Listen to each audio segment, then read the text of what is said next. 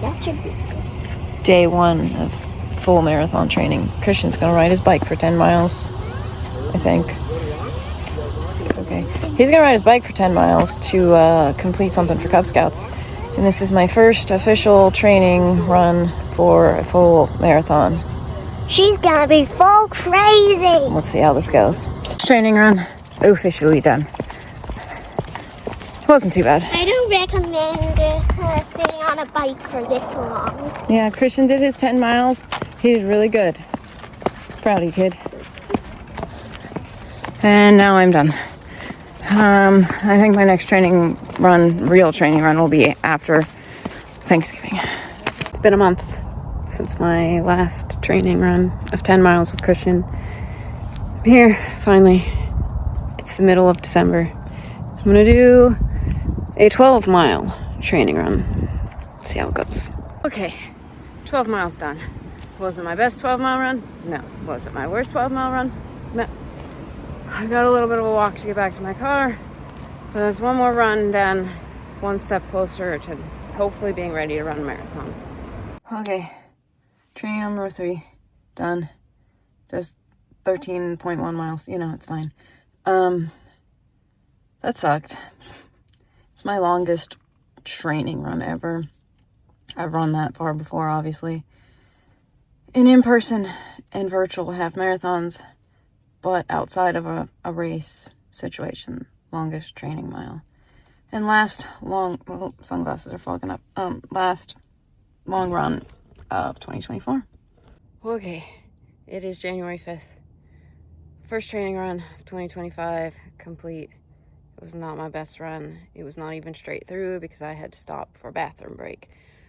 But 14 miles, done. Another training run done. This one had to be done on the treadmill. 16 miles done. Okay, it's been like 3.5 weeks since I did my last training run. I just did 18. It sucks. My whole body hurts. Just gotta do 8.2 more in the real race. 3 weeks ago, I did my 18-mile training run. 2 weeks ago, I was supposed to do 19, and I didn't feel like it, so I didn't. I just finished 20. It sucked. It is March 30th. I have one more big training run before my race in the first weekend of May.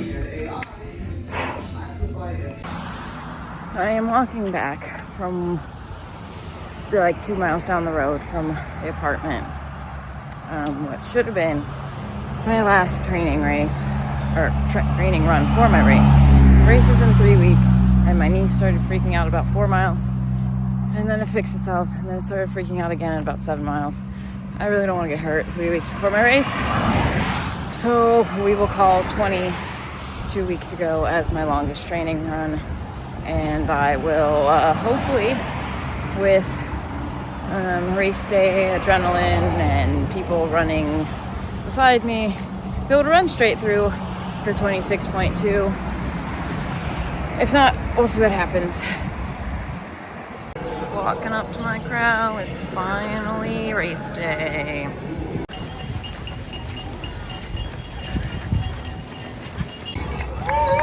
Bridge number 1.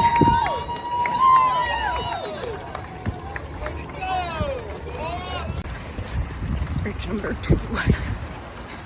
The split. Bridge number 3. Half marathon's over there. We're over here. I'm for the little hill I've heard so much about. I'm coming up to mile 10.